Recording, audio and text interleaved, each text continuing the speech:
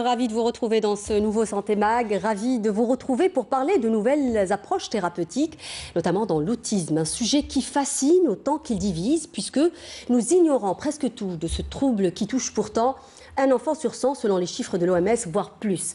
En Algérie, les chiffres sont mitigés, souvent sous-évalués, et les enfants atteints du trouble autistique sont souvent malmenés par l'ignorance de certains spécialistes ou par le manque de moyens de prise en charge. Avec mes invités ce soir, on tentera justement de comprendre comment la recherche en neurosciences peut aider les autistes en ouvrant notamment de nombreuses pistes de compréhension sur l'origine de ce trouble. Les neurosciences peuvent-elles proposer des interventions thérapeutiques ciblées et efficaces? C'est la question à laquelle on tentera de répondre ce soir dans cette émission avec mes invités. J'ai le grand plaisir justement pour développer cette thématique de recevoir ce soir professeur Zellal Nassera. Vous êtes directrice de recherche neurosciences cognitives, orthophonie, phoniatrie à l'université d'Alger 2 à Bouzerria. Bienvenue. Merci. Bonjour. Bonsoir. J'ai également l'énorme plaisir de recevoir Ougroudj Sarah. Vous êtes doctorante en orthophonie. Vous êtes spécialiste en neurosciences également. Bonsoir. Bonsoir, merci pour l'invitation. C'est moi qui vous remercie. J'ai également l'énorme plaisir de recevoir Jafar Sherif Wissem. Vous êtes également doctorante en neuropsychologie. Vous travaillez donc au CHU de Bab el-Oued. Bienvenue. Merci pour l'invitation. C'est moi qui vous remercie d'être ici. Nous aurons également avec nous par Skype Dr Hadjadj Abderrahman. Vous êtes neuroradiologue, vous êtes chercheur en neurosciences à l'unité de Genève et à Paris-Saclay. Bonsoir. Bonsoir, merci pour l'invitation. C'est moi qui vous remercie. On aura un peu plus tard, vers la moitié de l'émission, Dr Alem Tileli avec nous. Elle est orthophoniste spécialiste en neurosciences. Alors, professeur Zellal, si on est là ce soir, c'est pour parler justement de l'apport de neurosciences, d'abord dans la compréhension de l'autisme, dans le diagnostic, mais aussi dans la prise en charge. Mais peut-être avant de développer tout cela, parce que c'est ce qu'on va faire pendant toute l'émission, peut-être une explication. Qu'est-ce que les neurosciences cognitives? Vous êtes la spécialiste du domaine. Dites-nous un peu qu'est-ce que c'est, simplement, peut-être pour les gens qui nous regardent ce soir. D'accord, je vous remercie.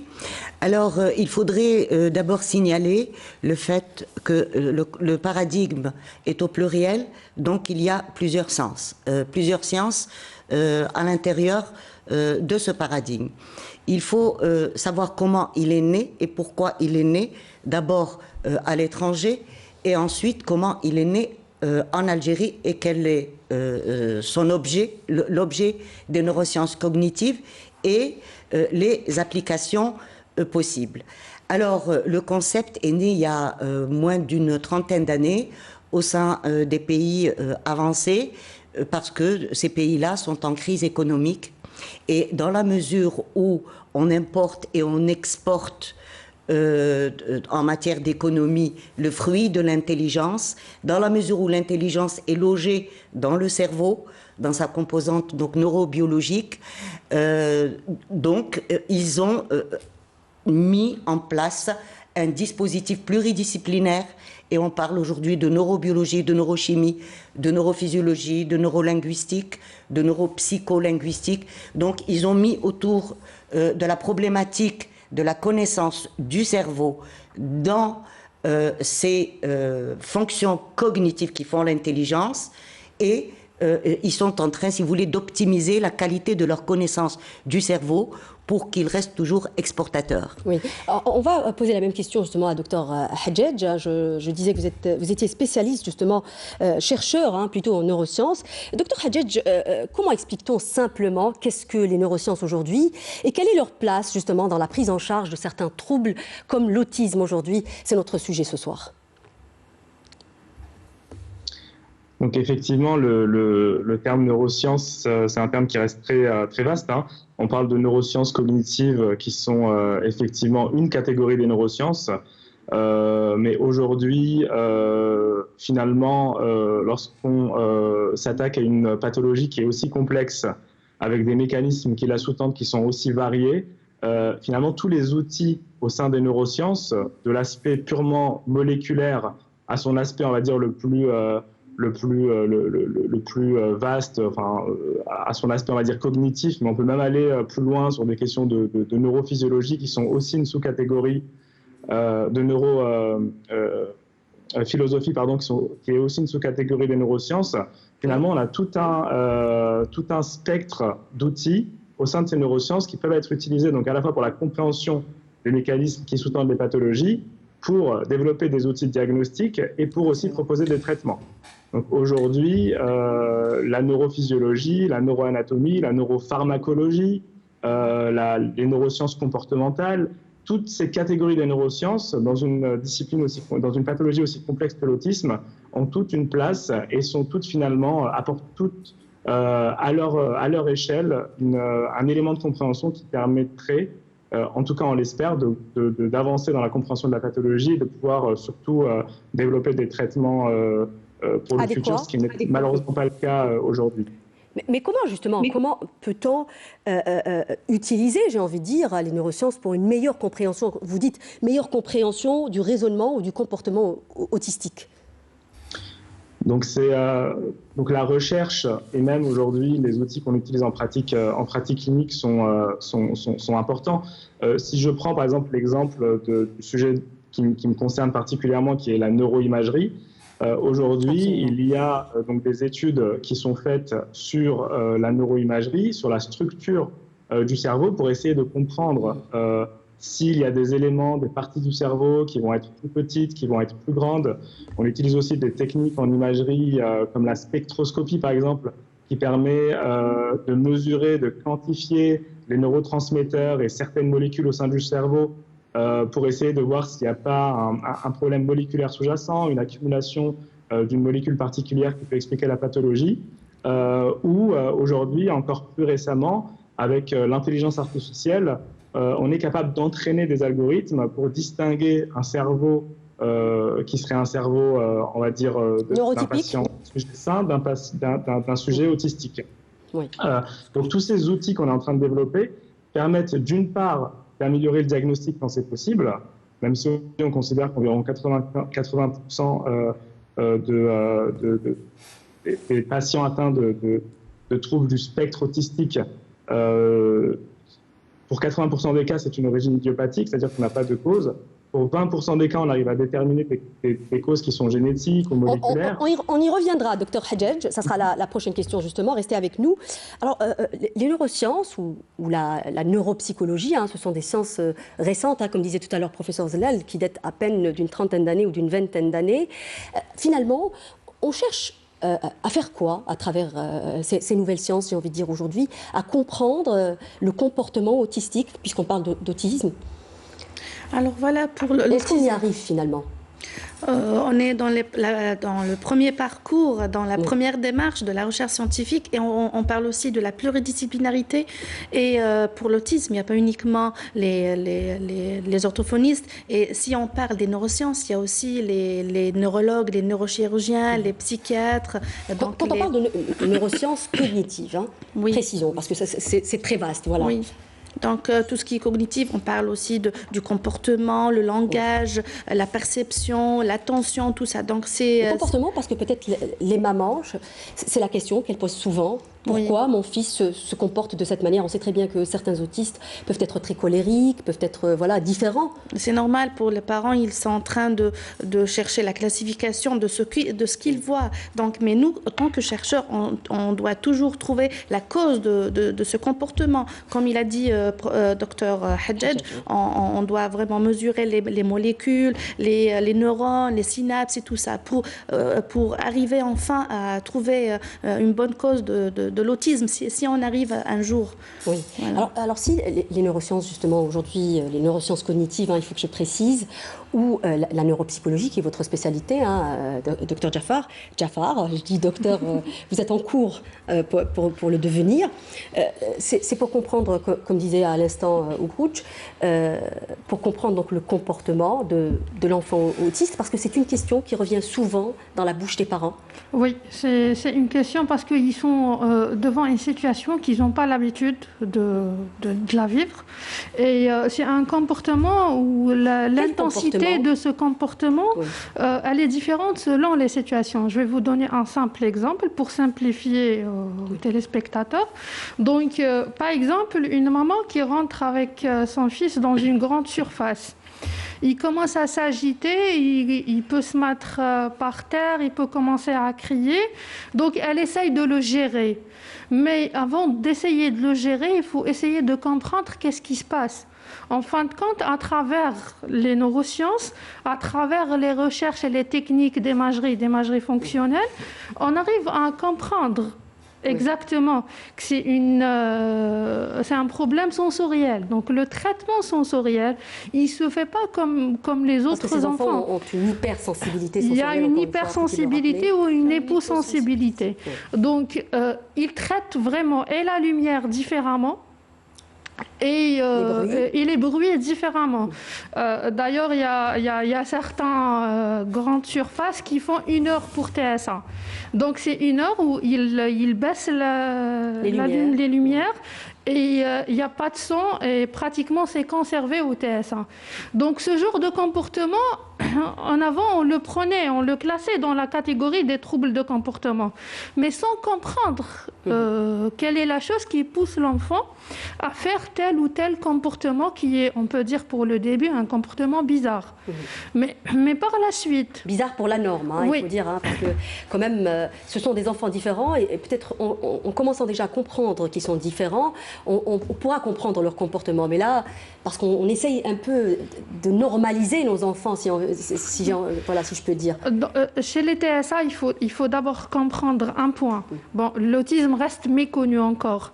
Les recherches sont là, les efforts ils sont là, mais sur l'échelle internationale, il n'y a pas une cause. Donc, ce n'est pas 1 + 1 est égal.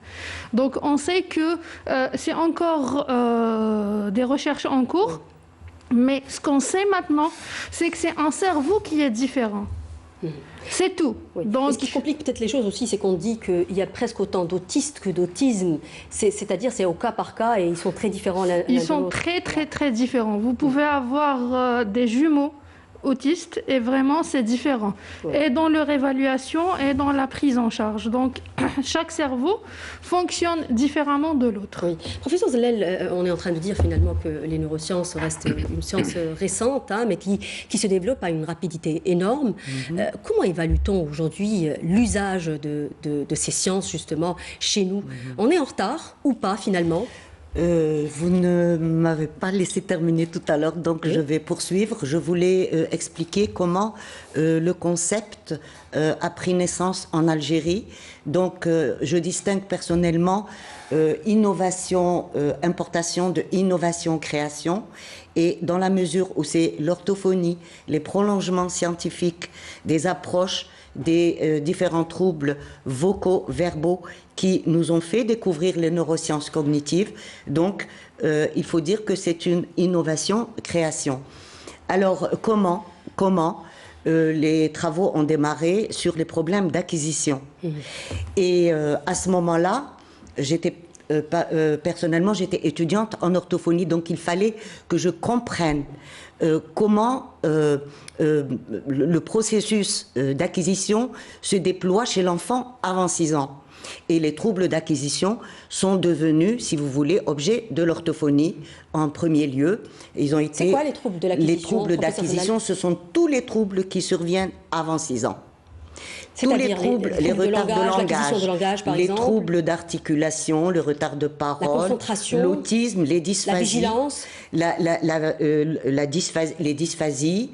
Il y a 2 types, l'autisme et bien sûr il y a la trisomie, l'infirmité motrice cérébrale. Donc tous ces troubles qui sont en fait des problèmes d'ordre génétique sont des troubles d'acquisition. Et donc, il faut comprendre ce qu'est l'acquisition. Oui. Sur la deuxième question, professeur Zellel, parce qu'il faut qu'on avance un peu dans l'émission, est-ce qu'on est en retard aujourd'hui ou pas, finalement, parce qu'on dit que c'est récent, ça reste récent même dans le monde? Est-ce que vous voulez parler de l'Algérie? Oui, bien sûr. On les empêche tous, on les empêche tout simplement d'exister. Oui. Et ça, je ne peux pas en faire l'économie. Alors, nous menons un combat. Il y a eu d'abord le laboratoire qui a été créée en 2000, Sciences du langage et communication. Donc vous êtes la directrice. Et donc, bien sûr, dont, si vous voulez, la composante de ce laboratoire n'est pas une composante prise au hasard, à l'emporte-pièce. Alors, les linguistes s'occupent d'écrire pour classer les déficits. Les psychologues cognitivistes s'en occupent, les expliquent. Oui. Les thérapeutes que vous avez en face de vous, les médecins, les biologistes de Babzoir aussi, interviennent pour les rééduquer, pour les prendre en charge, et la prise en charge ne se fait jamais de façon symptomatique. Il faut expliquer, et en sciences humaines et sociales, l'explication, c'est l'équivalent de l'étiologie en médecine. Donc, et puis il y a là, bien sûr, des équipes qui s'occupent de prévention. Ensuite, le laboratoire a connu un développement en 2013 en unité et bientôt en unité de recherche, donc neurosciences. Et très bientôt, nous avons eu l'avis favorable de la Direction générale et de la recherche scientifique pour créer le Centre de recherche neurosciences cognitives et société. Et donc là, si vous voulez, l'unité va s'expandre et on va avoir un peu plus disons, d'autonomie et de liberté pour faire avancer les choses. Parce que... Néanmoins, professeur Zellal, quand même, vous avez formé beaucoup de monde. Hein, lorsque, voilà, il faut dire que ces gens-là, c'est vous qui les avez formés. La deuxième génération. Absolument, vous les avez formés quand même. En matière de formation, c'est une bonne chose. Mais mon produit, si vous voulez. Bon, la post-graduation d'orthophonie est née en 1987. Oui. Et la première maître assistante en orthophonie du monde arabo-africain a été recrutée en 1991. Oui. Donc, l'orthophonie n'a pas l'âge de la psychologie. L'orthophonie n'a pas l'âge. Oui, donc, toute création c'est dans les années 50, 60. Nous faisons face aux obstacles et je pourrais même me dire que c'est grâce aux obstacles. Mais vous avez fait beaucoup de choses quand même, professeur Zellal. Vous avez formé beaucoup d'orthophonistes en neurosciences cognitives, ce qui est pas mal. Je vais vous proposer justement de regarder le reportage qui a été tourné chez l'une d'elles. C'est un reportage justement sur la prise en charge des enfants autistes par une orthophoniste spécialiste en neurosciences. C'est un reportage signé Yasmine Msoudi, c'est le commentaire est signé Amel Isseridi. Regardez.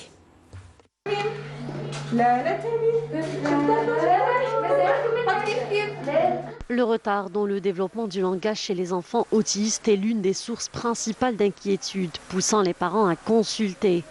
Le suivi est d'ailleurs très important pour le développement social de ces enfants. Les signes d'alerte, on appelle ça. Actuellement, on peut parler de signes d'alerte à l'âge de 18 mois, même avant 18 mois. Donc là, on intègre aussi l'inquiétude des parents. Cette inquiétude fait partie des signes d'alerte. Nous avons un bébé qui est peu attentif à la voix humaine, un bébé qui ne regarde pas, un bébé qui ne pointe pas à distance, un bébé qui n'a pas les comportements sociaux. Un enfant de 12 mois peut faire au revoir, peut faire un coucou. Donc si un bébé n'a pas toutes ces compétences déjà de communication, on peut s'alerter. Mais il faut savoir que c'est l'ensemble de ces comportements et leur persistance qui alerte. D'accord. Donc nous avons aussi des particularités au niveau du comportement.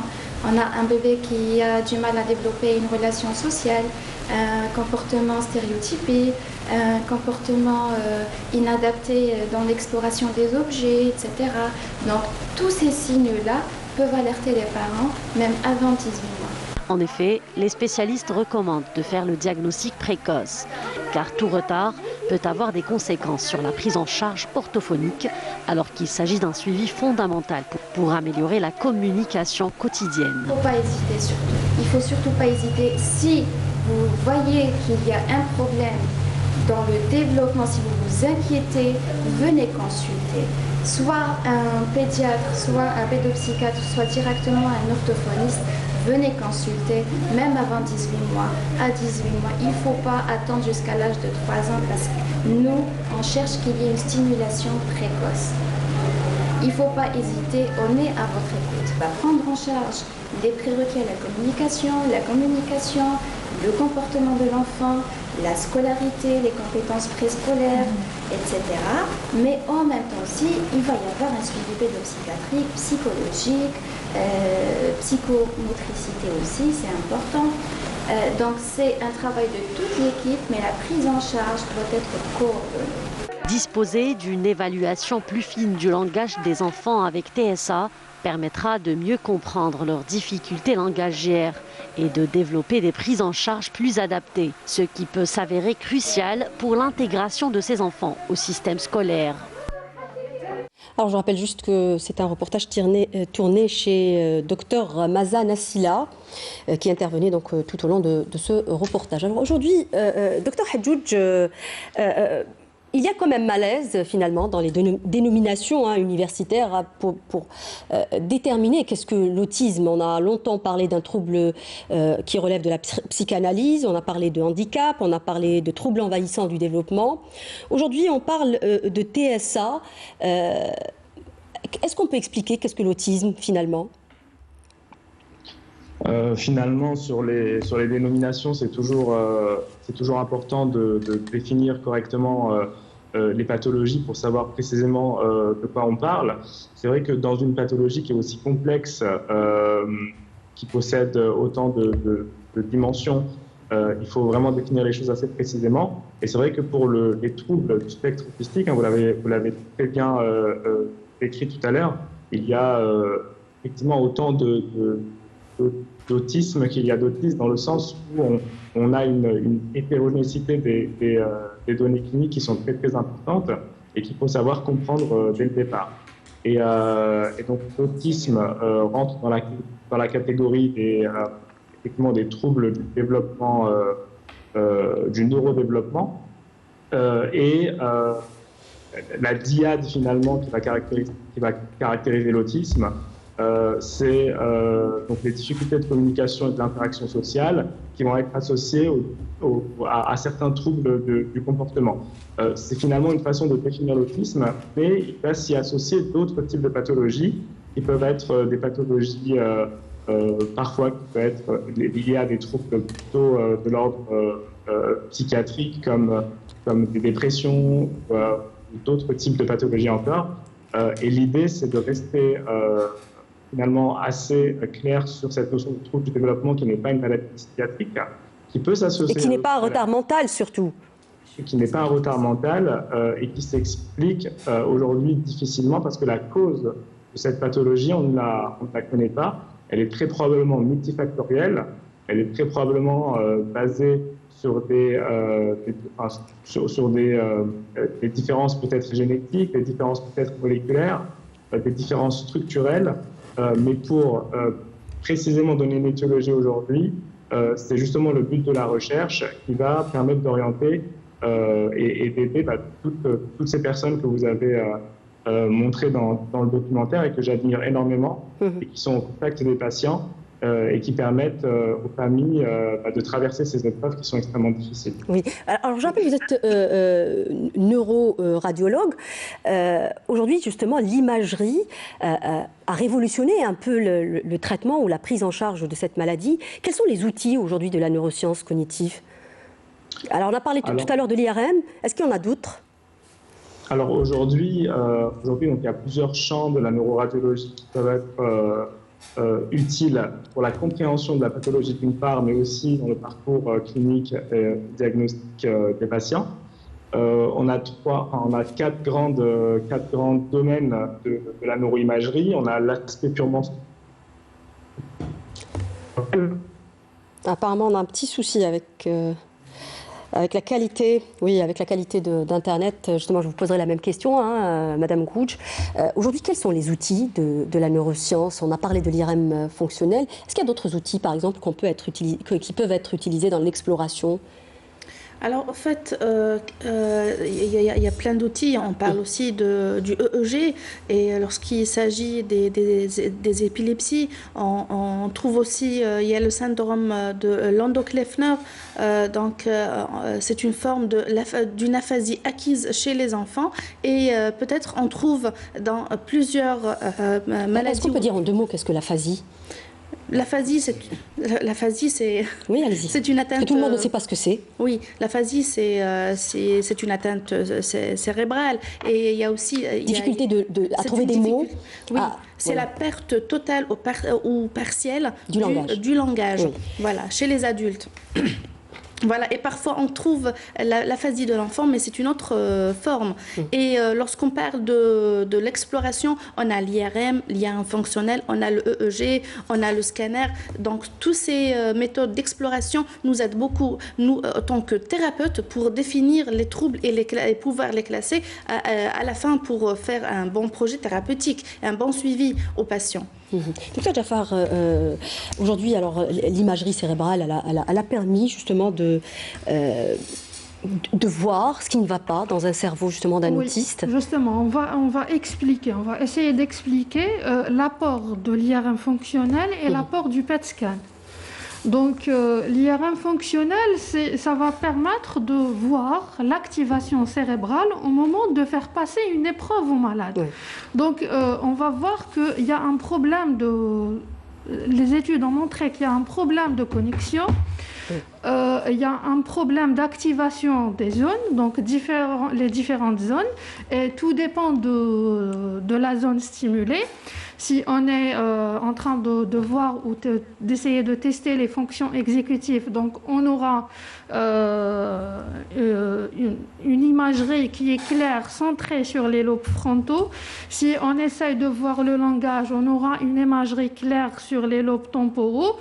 Donc ça va nous permettre de comprendre effectivement, est-ce que le problème il est quand même assez important selon, parce que c'est des spécialistes, donc ils vont quand même essayer de nous donner des chiffres, ils vont essayer quand même de nous donner l'activation, elle est à combien, les uns qui ne sont pas aussi actifs.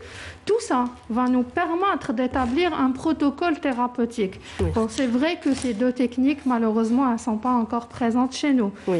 Mais chose qu'on espère, parce que ça va vraiment faire une révolution pour nous. Ça va être des diagnostics beaucoup plus sûrs que des probabilités. On y arrive, justement, j'allais vous poser la question, professeur Zlel, sur le diagnostic. Il est important aujourd'hui de diagnostiquer précocement ces enfants, parce que je pense que c'est décisif. Faire une petite mise au point, je dirais, d'ordre à la fois pédagogique et explicatif. Pourquoi cognitive? Pourquoi neurosciences cognitives? Que veut dire neurodéveloppement? Vous savez qu'en psychologie, on parle de développement de l'intelligence. Oui. En orthophonie, dont la psycholinguistique clinique constitue les fondements, on parle d'acquisition du langage. L'enfant autiste ne présente pas de troubles intellectuels. Il ne relève pas de la psychiatrie. C'est un trouble d'acquisition. Et l'acquisition a ses fondements. Elle n'est pas enseignée dans le cursus de psychiatrie, ce qui est un manque. Et les parents d'enfants autistes en Europe manifestent aujourd'hui en faveur de la prise en charge de leur enfant autiste par l'orthophoniste. Pourquoi? J'ai fait un inventaire de toutes les batteries exploratrices et thérapeutiques, Chopler, Lacasse, etc., qui donc approchent l'enfant autiste, que ce soit d'un point de vue diagnostique ou d'un point de vue rééducatif, éducatif plutôt. Eh bien toutes scrutent le langage doublement articulé d'André Martinet, parce qu'il a un langage. Il n'est pas détérioré sur le plan intellectuel. Il faut lui donner, parce qu'il faut parler quand même de soins, il faut lui donner les moyens d'exprimer son intelligence par le langage. Et les parents d'enfants autistes en Europe manifestent aujourd'hui, ils optent pour la prise en charge de l'orthophoniste parce que justement, elle l'amène à l'école, elle lui donne le langage. Donc, je voudrais attirer l'attention parce que maintenant, on parle de refaire le système de santé, le réviser entièrement. Le ministère de l'Enseignement supérieur prévoit la refonte totale du contenu pédagogique de l'enseignement médical. La Direction générale de la recherche scientifique préconise l'innovation. L'innovation, c'est les neurosciences cognitives. Si on ne les laisse pas se développer en Algérie, on ne peut pas parler d'innovation. Ça serait antinomique. Donc, ce que je voudrais signaler, c'est la spécialisation dans les cursus de psychiatrie qui s'occupent d'enfants autistes, doit intégrer dans ces cursus un cours sur l'acquisition. L'autisme, c'est un trouble d'acquisition. C'est un trouble neuro-acquisitionnel. Parce qu'il n'a pas de trouble. Mais les enfants autistes sont pris en charge aujourd'hui par les orthophonistes, professeur Zellel. Vous pensez qu'aujourd'hui, l'orthophonie ou les orthophonies spécialistes en neurosciences ne sont pas suffisamment impliqués dans la prise en charge des enfants autistes ? Parce que quand on voit le reportage, par exemple, ou quand on voit Madame Ougroudj ou Madame Jafar, quand même, et on va avoir tout de suite quelqu'un d'autre par Skype, donc Madame Tilili Alem, qui est elle aussi une élève qui a été formée par vous, on se dit quand même que les enfants autistes aujourd'hui en Algérie, peut-être pas tous, mais sont pris quand même en charge en partie par des orthophonistes, voilà, par des orthophonistes spécialistes en neurosciences, j'ai envie de dire. C'est évident. L'unité de recherche neurosciences orthophonie abrite un doctorat intitulé Neurosciences cognitives et e-thérapie. Elle abrite un deuxième doctorat sur un doctorat sur les TCC, les thérapies cognitivo-comportementalistes. Donc ce sont des jeunes doctorants qui sont formés dans le cadre d'activités scientifiques, qui sont les colloques, les journées d'études, les formations. Mais le LMD, ce n'est pas possible parce qu'on ne nous laisse pas enseigner. J'ai des offres de formation qui sont dans le site, qui sont encadrées par des non-spécialistes. Donc ça donne ce que cela donne. Et la médecine, qui veut justement se moderniser, elle a un projet actuellement entre les mains, certificat de surspécialité en orthophonie destiné aux spécialistes médecins en neurologie, en psychiatrie, en pédiatrie, en maxillofacial, en rééducation fonctionnelle. C'est un projet qui a eu un avis favorable de l'Université d'Alger 1 le 4 février et je n'ai jamais compris pourquoi il n'est pas habilité à ce jour.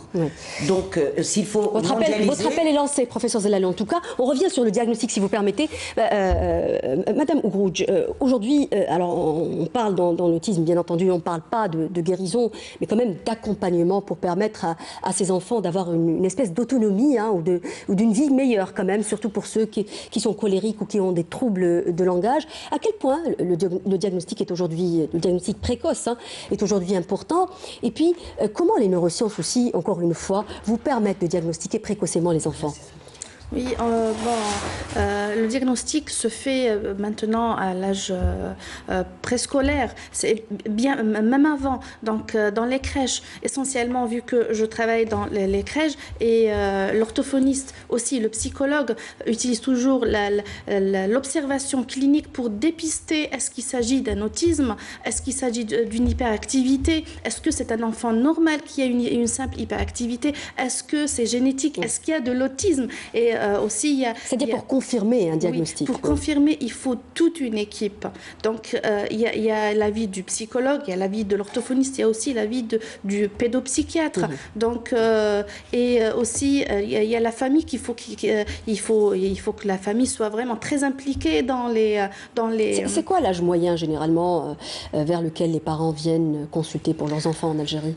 Et j'ai déjà rencontré des parents qui ramènent leurs enfants à l'âge de 5 ans, 6 ans. Alors ce qui est un peu tardif, parce qu'on parle généralement d'avant 5 ans, c'est ça oui, normalement. Idéalement. On peut détecter un enfant autiste, voire à l'âge de 18 mois. Peut-être plus tôt, même avec l'imagerie. Plus tôt, oui, avec peut-être l'imagerie, avec le comportement, avec la compétence des thérapeutes qui sont là sur le terrain, qui peuvent détecter est-ce qu'il s'agit d'un vrai autisme ou pas. Donc, est-ce qu'il y a des facteurs de... Vous me tendez une perche, hein, peut-être pour alerter les parents qui nous regardent. Il y a ce qu'on appelle aujourd'hui le facteur génétique, hein, le docteur Hadjoudj en parlait tout à l'heure, le facteur génétique qui est avéré aujourd'hui dans la maladie autistique ou le syndrome autistique, on ne parle plus de maladie. Peut-être dire aux parents qui ont déjà, par exemple, un enfant autiste plutôt, qu'ils doivent consulter tôt pour leurs enfants, voilà. Est-ce que ça sera visible, par exemple, à l'imagerie ? Avant la consultation, il faut qu'ils acceptent. Il faut d'abord qu'ils arrivent à accepter le trouble de leurs enfants. Et parfois, lorsque des parents viennent en consultation, je leur demande d'avoir un avis d'un pédopsychiatre. Alors là, ils commencent à pleurer. D'ailleurs, l'acceptation n'est pas la première des choses. Ensuite, il y a des choses à se faire. Il y a des étapes à franchir pour arriver à un bon diagnostic. Ensuite, on va commencer à un projet thérapeutique, voilà, et essentiellement dans les crèches. Voilà, l'exploration et le diagnostic se fait essentiellement dans les crèches. Oui. Voilà. Madame Schrif, justement, j'aimerais vous faire réagir sur la même question. Alors, on parle aujourd'hui de l'importance du diagnostic précoce. On parle généralement avant 5 ans pour pouvoir à cet enfant d'acquérir une certaine autonomie. On parle de cette notion de plasticité cérébrale. Justement. Parce qu'on peut changer. C'est ça. Expliquez-nous. Oui, c'est ça l'objectif du diagnostic précoce. On sait que à l'âge de 18 mois, les premiers signes commencent à apparaître. Même s'il y a certains cas rares qui commencent à faire les premiers signes à l'âge de 6 ans, 7 ans, mais la majorité des enfants TSA font les premiers signes à l'âge de 18 mois. Pourquoi on insiste sur la prise en charge? Déjà, le diagnostic, il est pluridisciplinaire. La prise en charge, elle est pluridisciplinaire. Toute spécialité a un rôle très important à l'intérieur. Donc, le pédopsychiatre... Aujourd'hui, le diagnostic, voilà, il est fait par qui, déjà, pour rappeler? Le diagnostic, il est fait par un pédopsychiatre, avec un orthophoniste, un psychologue clinicien et un neuropsychologue. Oui. Donc, idéalement, on va dire. Oui, idéalement, parce que ça ne se passe pas tout le temps comme ça. Oui. Parce que, je vais vous expliquer. Définir ou diagnostiquer un autisme selon les critères diagnostiques du DSM-5, ça c'est légitime. C'est l'outil du pédopsychiatre, oui. Mais nous, on cherche à aider cet enfant, justement. On cherche la prise en charge. Donc si l'orthophoniste, il ne va pas identifier la nature du fonctionnement cognitif, s'il ne va pas identifier la nature du trouble du langage, comment il pourra assurer une prise en charge? Si le clinicien ne peut pas vraiment analyser et interpréter le comportement de l'enfant, comment on peut agir? Le neuropsychologue, cet enfant autiste, oui, mais il n'a pas un retard mental. Il y a certains cas, oui, on sait que l'autisme, il est associé à un retard mental. Certains cas... Quand il y a d'autres troubles, là, généralement, c'est ça, quand c'est associé à d'autres troubles. Dans quelques cas, l'autisme, il est associé à une épilepsie, mais dans la majorité des cas, on trouve l'autisme. Donc là, l'objectif, c'est de faire une bonne évaluation centrée sur toutes les capacités langagières, psychologiques et cognitives pour pouvoir établir un bon protocole thérapeutique afin de préparer cet enfant justement à l'affronter à la société, à le préparer pour une scolarité, parce que c'est des enfants qui ont quand même la capacité d'assurer... Beaucoup d'entre eux arrivent à suivre, justement, on a dans des classes normales. Oui, on a vu tellement de résultats positifs. Donc là... il faut commencer et surtout de consulter précocement. Moi, je dis toujours, je dois prendre en considération l'inquiétude d'une maman qui vient. Donc, si elle est là et elle dit qu'il y a quelque chose qui cloche chez mon fils, ça veut dire réellement il faut l'écouter. On parle pas de TSA, on parle de tous les troubles qu'on peut trouver chez l'enfant. Oui. Docteur Zalel, justement sur le diagnostic, j'aimerais encore une fois vous faire réagir sur peut-être les tests proposés aujourd'hui. Est-ce qu'il y a des tests d'acquisition proposés par les neurosciences cognitives? L'objectif d'un test est double. Il permet de caractériser le déficit, c'est comme en médecine, et d'en donner le degré de sévérité. D'ailleurs, la plupart de nos étudiants écrivent Derasa Kefia, Derasa Kemia, sans savoir vraiment ce que c'est. Donc, évaluer est essentiel. Et nous avons fait une journée d'études avec Philippe Evrard. Vous rappelez que vous-même, vous avez développé des tests. Justement. Qui respectent la particularité de la culture algérienne. Hein. Nous en parlions avant cette émission. Merci pour cette question. Et donc, le professeur Philippe Evrard, chef de service de l'hôpital Robert Debré, chez lequel j'ai justement envoyé Mazan Essila en stage, ma doctorante. Eh bien, il a insisté sur l'aspect culturel, pour des raisons épistémologiques et cliniques. Vous avez demandé la jeune Ogrouj, vous lui avez demandé après l'aphasie. Eh bien, les premières résurgences en aphasie sont en langue maternelle. Et dans la mesure où l'aphasique est un adulte, donc, il présente, si vous voulez, un trouble qui se situe dans la période des apprentissages, qui démarre à partir de l'âge de 6 ans. Dans la mesure où les apprentissages sont liés scientifiquement, cognitivement, au processus d'acquisition, donc c'est tout l'échafaudage. C'est pour ça que je voulais justement intervenir au niveau des deux ordres de pathologie, aphasie et autisme. Donc, l'autisme est un trouble d'acquisition. L'aphasie, c'est un trouble, disons, entre guillemets, d'apprentissage. Lorsque l'aphasique se réveille du coma, il présente plusieurs tableaux cliniques, il est aphasique. Eh bien, c'est tout le processus d'apprentissage qui est détruit. Et comme le processus d'apprentissage a comme substrat celui d'acquisition, donc c'est et l'acquisition et les apprentissages qui sont détruits par une toute petite lésion cérébrale en foyer.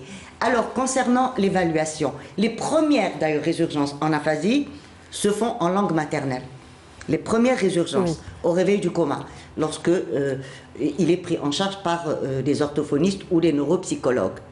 Alors, je voudrais signaler que le seul test d'évaluation practognosique, qui veut dire linguistique, pratique et gnosie. D'accord. Linguistique, ce sont les trois grands domaines qu'il s'agit d'évaluer, de caractériser et de quantifier sur le plan du degré de sévérité.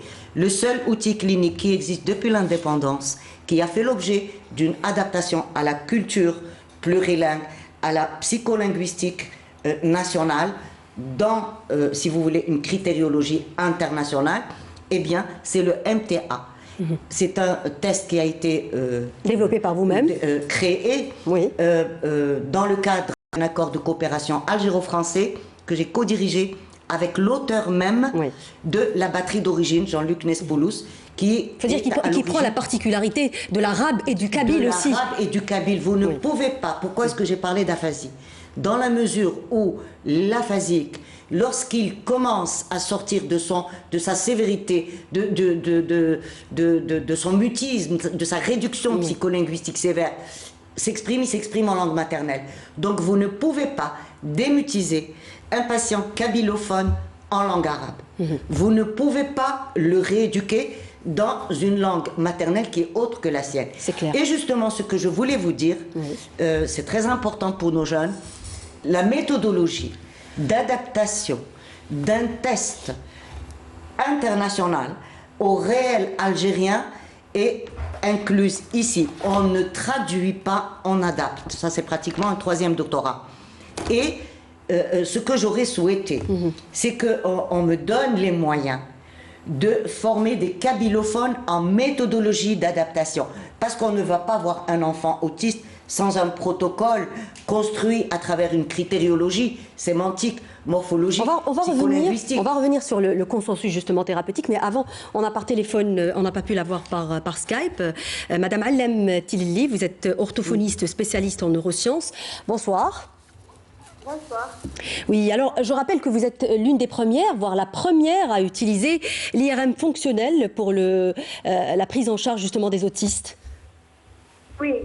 Oui, qu'est-ce que vous pouvez nous en dire? Qu'est-ce que cela a apporté justement au diagnostic et à la manière dont vous prenez en charge les enfants autistes aujourd'hui?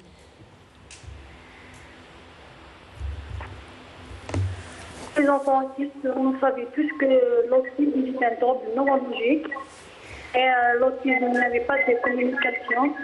Et l'autisme aussi, l'autisme non verbal. Et il y avait beaucoup de technologies, l'importance de l'IRM fonctionnel, de neurosciences cognitives, de montrer l'importance du contrôle scientifique et technologique de l'IRM, à étudier l'activité cérébrale fonctionnelle du système nerveux chez l'autisme. Comment diagnostiquer l'enfant l'autisme? Oui. Oui, continuez, docteur Allem. Comment diagnostiquer l'enfant l'autisme Oui, à partir de l'IRM fonctionnel? C'est la physiologie et la fonctionnelle du système nerveux chez l'autisme. Lorsqu'on va faire l'IRM fonctionnel chez l'autisme, on trouve au niveau de l'aube temporelle les analyses statistiques montreront une dimension de la substance grise au niveau du sillon temporel supérieur chez les enfants autistes. À partir de l'IRM fonctionnel, on va voir l'activation cérébrale fonctionnelle de langage et la motricité et de comportement. Et comment, lorsqu'on va faire l'IRM fonctionnel chez l'autisme, en synthèse, on va voir directement l'activation cérébrale et la physiologie des synapses et des neurones. Oui. Par rapport à l'IRM normal, on va voir, il capte sûrement l'image. Et l'IRM fonctionnel, il indique la zone cérébrale et l'activation. Oui, merci beaucoup. Docteur Allem, la connexion est mauvaise. Il nous reste 5 minutes, il faut conclure justement. Merci beaucoup d'avoir été avec nous depuis Tizi Ouzou, je le rappelle. Alors, quels sont aujourd'hui les objectifs thérapeutiques pour justement la prise en charge? Alors, on a dit tout à l'heure qu'on ne peut pas guérir l'enfant autiste. Quels sont les objectifs thérapeutiques? Alors, parmi les objectifs qu'on veut atteindre avec les enfants autistes et leurs familles, c'est l'accompagnement social, donc, et réduire le comportement inadéquat dans la famille et la société aussi. Et la stigmatisation. Exactement, et aussi, c'est ce qui est aussi important, c'est de rééduquer le langage des enfants autistes, soit qu'ils soient absents, soit qu'ils soient présents, mais avec un problème pragmatique du langage. Donc aussi, on a le côté sensoriel. Donc, il y a des enfants qui n'arrivent pas à faire un bon filtrage de la sensorialité. Comme a dit tout à l'heure ma collègue, il y a une hypersensibilité sensorielle ou bien une hyposensibilité. Oui. Donc, et ce que je veux lancer aussi pour la famille, c'est d'être là très très présent avec l'équipe pluridisciplinaire qui peut aider leurs enfants à se développer plus tard dans la société. Oui. Voilà. Est-ce que vous pensez aujourd'hui qu'il y a un consensus dans la prise en charge, Dr Jaffar, la prise en charge des enfants autistes? Parce que souvent, les parents se plaignent justement d'être malmenés par des spécialistes ou des pseudo-spécialistes qui parfois leur disent qu'il n'y a rien à faire à leurs enfants ou voilà, qui leur disent de faire le deuil, par exemple, parfois. Oui. Justement, c'est un combat. Oui. C'est un combat pour nous, les thérapeutes, pour changer. C'est notre réputation quand même. Nous, on est là pour notre spécialité. On est là pour donner un plus. Et on est là pour essayer d'améliorer la qualité de la prise en charge de toute pathologie. Donc, et surtout dans l'autisme... L'autisme, peut-être parce qu'il est encore très mal compris. Il est très mal compris dans l'autisme parce qu'on a les deux versants en même temps. On doit agir sur le comportement de l'enfant autistique qui présente un déficit dans la théorie de l'esprit. Donc, il n'a pas cette capacité de comprendre et d'analyser les mimiques, de comprendre et d'analyser la situation, d'identifier les sentiments, et on a le deuxième versant qui est comme cognitive. Donc c'est cette perturbation des fonctions cognitives, et si on n'arrive pas à les identifier, si on n'arrive pas à le localiser et à établir un profil neuropsychologique, c'est systématique que la prise en charge, elle va échouer. C'est pas parce que c'est un autiste et la cause, elle n'est pas connue et on peut rien faire. C'est un problème de diagnostic. C'est pour ça qu'un diagnostic d'autisme ne se fait jamais en 2 heures. ne se fait jamais en 2 ou 3 entretiens. Le diagnostic d'autisme, il va prendre quand même des séances, il va prendre beaucoup de temps parce que l'objectif, c'est pas dire aux parents que c'est un enfant TSA et on s'arrête là. On doit dire que c'est un enfant TSA. Voici ses points faibles, voici les points forts et voilà comment on va essayer de travailler parce que notre objectif, c'est d'améliorer la qualité de vie. Et de lui permettre de vivre comme les autres individus. On conclut. Professeur Zellel, vous avez le mot de fin brièvement. Oui, très bien. Alors je voudrais quand même signaler que l'orthophonie est en train de faire de l'Algérie le leader dans le secteur en pays arabes, puisque nous exportons notre LMD au sein de pays arabes, auquel titre l'URNOP devrait avoir contribué aux travaux avec l'ALESCO organisés par notre ministère. Oui, merci beaucoup professeur, je vous souhaite bon courage dans votre mission. Merci mesdames d'avoir participé à cette émission. Merci à ceux qui étaient avec nous par Skype et bien sûr merci à vous de nous avoir prêté attention. Excellente suite des programmes sur Canal Algérie, au revoir.